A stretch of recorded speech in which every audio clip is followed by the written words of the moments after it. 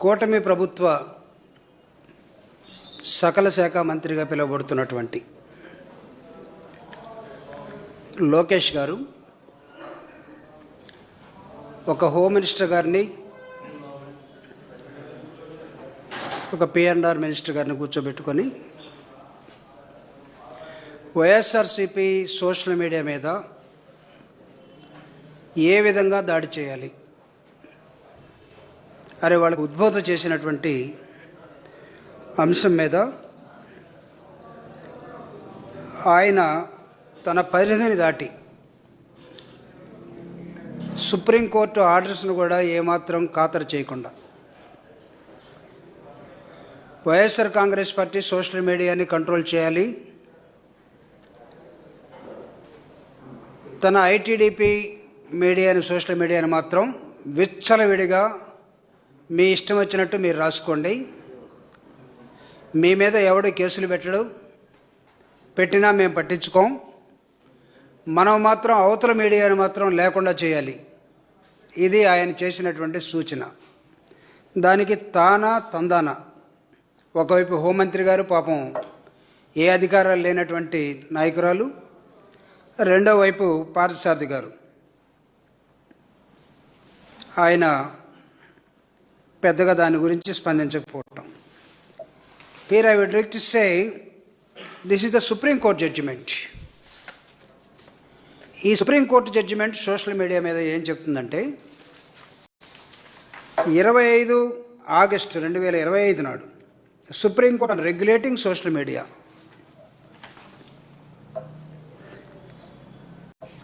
The supreme court has directed the union government to frame guidelines for regulating social media conduct, especially connecting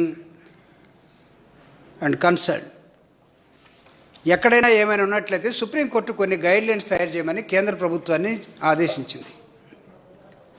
కానీ ఇక్కడ తన శాఖ కాదు, తన పరిధి కాదు, తన మంత్రి అంశం కాదు. హోంమంత్రి అక్కడ ఉన్నారు, మీడియా మినిస్టర్ అక్కడ ఉన్నాడు. ఇద్దరిని కూర్చోబెట్టుకొని సకల శాఖ మంత్రిగా పిలువబడుతున్నటువంటి Lokesh in what position he has been directed the government to take action on certain groups, social media groups which are belongs to the YSR Congress party. నిరంతరం జగన్మోహన్ రెడ్డి గారి మీద, కుటుంబం మీద, వైఎస్ఆర్ కాంగ్రెస్ పార్టీ మీద సోషల్ మీడియాలో విచ్చలవిడిగా పోస్టులు పెడుతుంది మీ ఆధీనంలో ఉన్నటువంటి ఐటీడీపీ కాదా? Here is a question. Supreme court చాలా స్పష్టంగా ఏం చెప్పిందంటే ఇది మొత్తం మీకే వర్తిస్తుంది, ఏ ప్రతిపక్ష పార్టీకి కానీ లేకపోతే ఇతర ఏ రాజకీయ పార్టీ కానీ ఇది వర్తించదు. The guide lines supreme court verdict article 19 clause 1A is not absolute. Social media needs a regulation, direction and the government to frame guide lines for accountability, especially regarding the influencers who monetize speech and risk harming vulnerable groups with hatred speech and misinformation or abuse. Judgment highlights the need to balance the expression with the protection of public dignity, community and harmony. Preventing technology facilitated harm, suggesting stickers, rules for the user-generated content, clear misconception and violations, even considering pre-screening or autonomous authorities. ఇది చాలా స్పష్టంగా supreme court దీన్ని చెప్తూ 25 August 2025 నాడు కొన్ని guidelines frame చేయమని supreme court కేంద్ర ప్రభుత్వాన్ని ఆదేశించింది.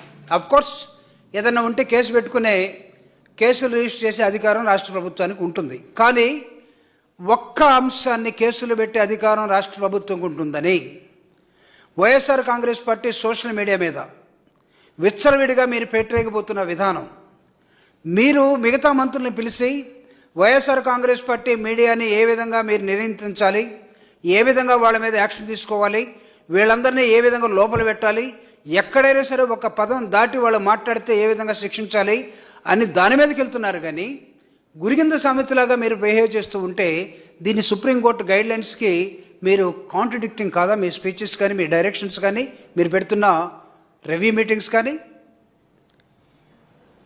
అంటే ఇంత ధైర్యం మీరు ఎలా చేస్తున్నారు? సుప్రీంకోర్టు డైరెక్షన్ ఉన్నా సరే ప్రతిపక్షం మీద ఆ డైరెక్షన్స్ ఉన్నట్టుగా భావించి, అంటే గవర్నమెంట్ అసలు ఏమీ చేయట్లేదు. ఫ్రీడమ్ ఆఫ్ స్పీచ్ ఆర్టికల్ 19 ప్రకారం మీరు మాత్రమే బాగా మాట్లాడుతున్నట్టు, మిగతా వాళ్ళందరూ కూడా చాలా దారుణంగా మాట్లాడుతున్నట్టు బిహేవ్ చేసే విధానం ఇది నాకు తెలిసి టీడీపీ నేతృత్వంలో ఉన్నటువంటి ఈ ముఠా, అది కూటమి అంటామా, కూటమి కన్నా ముఠా అనటం బెస్ట్. ఎందుకంటే దానిలో ఒకళ్ళు అసలు పట్టి పట్టినట్టు ఒక పార్టీ, రెండో పార్టీ ఏమో మొత్తం నేను ఏదైనా అయితే ప్రశ్నిస్తాను వచ్చేసి డబ్బులు తీసుకుని వెళ్ళిపోతున్నటువంటి విధానం, ఈ రాష్ట్రంలో నిలువున వ్యక్తుల్ని చంపుతున్నటువంటి విధానం కనబడుతూ ఉంది.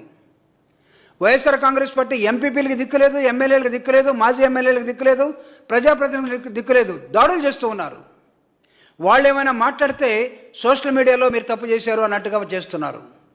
ఎక్కడో అమెరికాలో ఉండి ఎప్పుడో ఏదో ఒక పోస్ట్ పెట్టారట, వాళ్ళ బంధువులకి ఫంక్షన్ల కోసం వాళ్ళ కుటుంబం దగ్గరికి వస్తే వాళ్ళని బొక్కలో పెట్టి ఇష్టం వచ్చినట్టు కొట్టి ఈరోజు హాస్పిటల్లో చావు బతుకుల మధ్య ఉన్నారు. ఇది సుప్రీంకోర్టు డైరెక్షన్లో ఉందా మిస్టర్ లోకేష్? చంద్రబాబు నాయుడు గారు, ఇదేనా మీ అనుభవం? ఇదేనా మీ 40-45 ఇయర్స్ ఇండస్ట్రీ? అరే మీరు ఒక నియంత్రణలాగా ఈ రాష్ట్రం మీద పడి మీ ఇష్టం వచ్చినట్టుగా, అంటే మాట్లాడటమే తప్పైంది అన్నట్టుగా, మాట్లాడితే నేరమైంది అన్నట్టుగా, ప్రతి దానికి మీరు ప్రజల మీద, ప్రజాస్వామ్య వ్యవస్థలో ఉన్నటువంటి ప్రతిపక్షం మీద, ప్రత్యేకంగా జగన్మోహన్ రెడ్డి గారి మీద, జగన్మోహన్ రెడ్డి గారి మీడియా మీద ఏ రోజైనా సాక్షి పేపర్ని మీరు ఒక పేపర్గా చూసారా? సాక్షి పేపర్కి ఫ్రీడమ్ ఆఫ్ స్పీచ్ వర్తించదా? Do you think that you are so big? Do you think that you are above the constitution? మీరు రాజ్యాంగానికన్నా మీరు అతిథులుగా భావిస్తున్నారా? గురికింద సామెతలాగా మీరు ఒక రివ్యూ మీటింగ్ పెట్టుకొని మీ మంత్రులను ఒకరిద్దరు పెట్టుకొని దానికి ఒక కమిటీ వేస్తారట రాష్ట్ర వ్యాప్తంగా. మీరు కాదు కమిటీ వేయాల్సింది ఇక్కడ. There should be central government wherein they have to see that some regulations వాళ్ళు మీకు గైడెన్స్ ఇస్తారు. అకార్డింగ్ టు దోస్ గైడెన్స్, దీని ప్రకారం సుప్రీంకోర్టు జడ్జిమెంట్ ప్రకారం ఆ గైడెన్స్ ప్రకారం మీరు వెళ్ళాలి తప్పితే, ఆ గైడెన్స్లో ఏముంటుంది? Irrespect of political party, whether your party is in ruling or not, ఎవరు రూలింగ్లో ఉన్నారని కాదు, ఏ రాజకీయ పార్టీ అయినా సరే, ఎవడైనా సరే ఆర్టికల్ 19ని అబ్యూజ్ చేసి దానికి విరుద్ధంగా ఎవడైనా మాట్లాడితే, అంటే తెలుగుదేశం మాట్లాడుకోమని, కూటమి ప్రభుత్వం మాట్లాడుకోమని సుప్రీంకోర్టు జడ్జిమెంట్ లేదు. Don't think that we are all illiterates.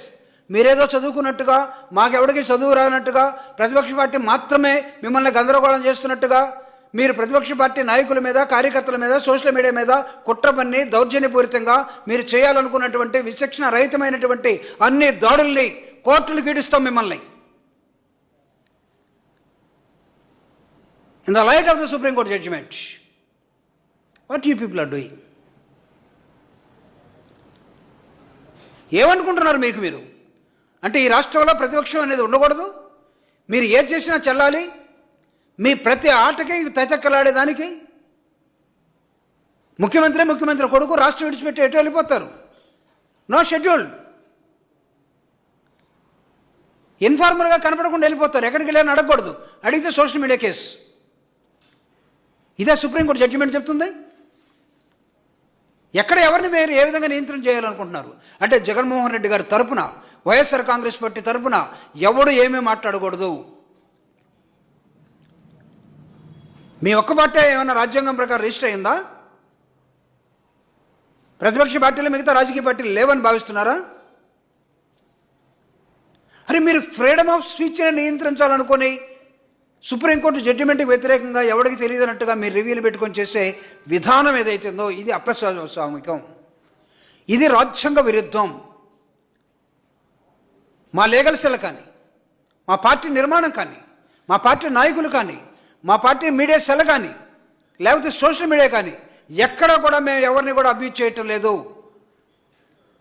ఉన్న విషయాన్ని ఉన్నది ఉన్నట్టుగా మేము ప్రజలకి వేలెత్తి చూపదలుచుకున్నాం. వేలెత్తి చూపడం కూడా, హైలైట్ చేయడం కూడా తప్పు అయిపోయిందని భావించే కుట్రపూరిత విధానంలోకి ఈరోజు టీడీపీ గవర్నమెంట్ వెళ్తూ ఉంది, ఈ కూటమి గవర్నమెంట్ వెళ్తూ ఉంది. ఈ కూటమి గవర్నమెంట్ని ఖచ్చితంగా నియంత్రిస్తాం, ప్రజా ఉద్యమాన్ని నిర్మిస్తాం, ప్రజల్లోకి తీసుకెళ్తాం. ప్రతి అంశాన్ని మీ దగ్గర ఉన్నాయని చెప్పి వందల యూట్యూబ్ ఛానల్స్, డిజిటల్ మీడియా, వెబ్సైట్లు నడుపుతూ నిత్యం జగన్ గారి మీద విషయం కమ్ముతున్నటువంటి మీ ఐటీడీపీ విభాగాన్ని మీరు మూసేయాల్సిన అవసరం ఉంటుంది. ఇమ్మీడియట్గా మీరు రాజ్యాంగబద్ధంగా లేరు, సుప్రీంకోర్టు జడ్జిమెంట్కి అనుగుణంగా లేరని మేము స్పష్టంగా చెప్తున్నాం.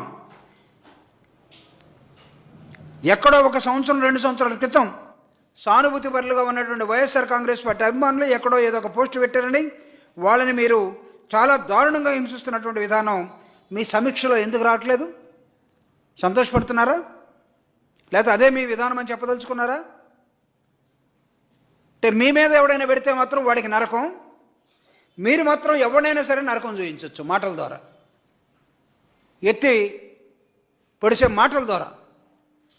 ఏ కంటెంట్ను వాడుకొని అశ్లీలతను సృష్టించి వైఎస్ఆర్ కాంగ్రెస్ పార్టీ అధినాయకుడు కుటుంబాల మీద, వైఎస్ఆర్ కాంగ్రెస్ పార్టీ నాయకుల మీద, వాళ్ళ కుటుంబాల మీద, మిత్రుల మీద, బంధువుల మీద మీరు పెడుతున్నాయి కనపడటం లేదా? ఈరోజు YSR Congress party social media ప్రతి వ్యక్తి కూడా నిర్భయంగా పత్రికా స్వేచ్ఛను ఉపయోగించుకొని మాట్లాడే హక్కును కోల్పోయి మేము గడగడలాడుతూ బ్రతకాల్సి వస్తూ ఉంది. ఇదేనా మీరు సుప్రీంకోర్టు గైడ్లైన్స్ అంటే? అంటే మీ ఒక్కడికేమో మీరు వక్ర మార్గంలో సుప్రీంకోర్టును మీరు తీసుకోవచ్చు, సక్ర మార్గంలో మాత్రం వైఎస్ఆర్ కాంగ్రెస్ మాట్లాడకూడదు. దీనికి సిగ్గు లేకుండా దాన్ని మళ్ళీ ఒక రివ్యూ మీటింగ్ అని పెట్టి ఏమాత్రం సంబంధం లేని IT and education minister, how do you perform a meeting with the other ministers? In what way you are connected? ఇది అవధులు దాటం కదా? ఇది సుప్రీంకోర్టు గైడ్లైన్స్కి వ్యతిరేకం కదా? Yes, there is a information minister or otherwise there is a home minister. ఏం వాళ్ళ నోళ్ళు మూతపడిపోయా? వాళ్ళకి మాటలు రావట్లేదా? లేకపోతే దోచుకునే దానిలో మీరు ఎలా చెప్తే అలా దోచుకోమని చెప్తున్నారా? లేకపోతే మీరు మాత్రమే ఈ రాష్ట్రాన్ని నడిపించడానికి ఒక ప్రయత్నం చేస్తున్నారా? ఇదే కదా సకల శాఖల మంత్రి అనేది మిమ్మల్ని. దొడ్డిదారున అన్ని అధికారులని డిఫాక్టివ్గా మీరు తీసుకొని మీరే ముఖ్యమంత్రి స్థాయిలో నడుపుతున్న విధానంలో సుప్రీంకోర్టు జడ్జిమెంట్ ఇక్కడ వైలేట్ కాబోతూ ఉన్నది. మేము we are talking based on the supreme court judgement. ఒకవేళ జడ్జిమెంట్ లేకుండా ఉంటే మేము ఈ విధంగా మాట్లాడేవాళ్ళం కాదేమో. There is a perfect guidelines from the apex court. అది సుప్రీంకోర్టు గైడ్లైన్స్ని కూడా ఆంధ్రప్రదేశ్లో వర్తింప చేయకుండా ఇష్టం వచ్చినట్టు మాట్లాడే విధానాన్ని తగుదనమ్మా అంటూ మీరు మాట్లాడుతుంటే మేము చూస్తూ ఊరుకుండాలా? మిగతా యూట్యూబ్ ఛానల్ స్వతంత్రంగా ఉన్నవాళ్ళు కానీ లేకపోతే సోషల్ మీడియాలో ఉన్నవాళ్ళు కానీ వాళ్ళని కూడా భయభ్రాంతులు చేసే విధానంలోకి మీరు తీసుకొస్తూ ఉన్నారు. అంటే అడుగడుగున మాకు సంఖ్యలేసి మీరు పరిపాలించాలనుకుంటున్నారా? ఈ నిర్బంధాలు, ఈ సంఖ్యలు వైఎస్ఆర్ కాంగ్రెస్ పార్టీ కొత్త కాదు. ఇలాంటి ఇన్ని చూసాం, మాట్లాడుతూనే ఉంటాం, రాజ్యాంగబద్ధంగానే మాట్లాడతాం, పత్రికల్లో ఏ భాష మాట్లాడాలో ఆ భాషే మాట్లాడతాం. We don't know how to abuse. మేము ఎక్కడ కూడా ఒక అభ్యంతరకరమైన మాటని మేము మాట్లాడదలుచుకోలేదు, మాట్లాడడం కూడా. But this is yours. మీ మీ మీ దగ్గర నుంచే వస్తాయి ఇవన్నీ కూడా. మీ దగ్గర నుంచి వచ్చినప్పుడు కొన్నిసార్లు మేము కూడా బుద్ధి చెప్పాల్సిన అవసరం ఉంటుంది. బుద్ధి చెప్తే మీరు మమ్మల్ని తీసుకెళ్ళి లోపల పెడతా ఉంటున్నారు. ఇదే మీరు చేసే నిర్వాహకం, ఇదే మీ పరిపాలన. ఈ పరిపాలన చూస్తే జనాలు మీకు ఓట్లు వేయాలన్నా? ఈ పరిపాలన చూస్తే మీరు అందరూ కూడా అద్భుతంగా ఉన్నారని భావించాలన్నా? ఈ పరిపాలన చూస్తే మీరు ఈ నియంతృత్వ విధానాలని, ఈ దుర్మార్గమైన పరిపాలనని మీరు ఒక do you think that you're a king to the state? ఎక్కడ అనుకుంటున్నారు అసలు మీరు? రాచరిక పాలన అనుకుంటున్నారా? పాపం అతను ఎవరో వచ్చారు ప్రశ్నిస్తానని అతను కామ్ అయిపోయాడు కాబట్టి రెండో పార్టీ అసలు మాట్లాడదు కాబట్టి ఎవ్రీథింగ్ మొత్తం మీరే చెల్లవిక, మీ ఆటలు సాగవిక. వైఎస్ఆర్ కాంగ్రెస్ పార్టీ భయపెట్టాలని మీరు చూస్తే భయపడేది కాదు. భయం ఏంటో భయానికే భయం చూపించినటువంటి పార్టీ వైఎస్ఆర్ కాంగ్రెస్ పార్టీ. గుర్తు చేసుకోండి, జగన్మోహన్ రెడ్డి గారు ఆవిర్భావం వైఎస్ఆర్ కాంగ్రెస్ పార్టీగా భయానికే భయం ఏంటో నేర్పినటువంటి రాజకీయ పార్టీ. కంట్రోల్ చేసుకోండి. మీరు don't think that you are so big. మిమ్మల్ని మీరు కంట్రోల్లో పెట్టుకోవాలని, స్వేచ్ఛ అందరికీ ఉంటుందని, ఆ స్వేచ్ఛను వైఎస్ఆర్ కాంగ్రెస్ పార్టీ కొనసాగిస్తుందని, మీలాగా దుర్మార్గపూరితమైనటువంటి నిర్బంధాలను చూపిస్తే వాటిని వ్యతిరేకిస్తామని, నిర్బంధాలకు వ్యతిరేకంగా ప్రజా ఉద్యమాన్ని నిర్మిస్తామని హెచ్చరిస్తూ ముగిస్తూ ఉన్నాను. Any questions?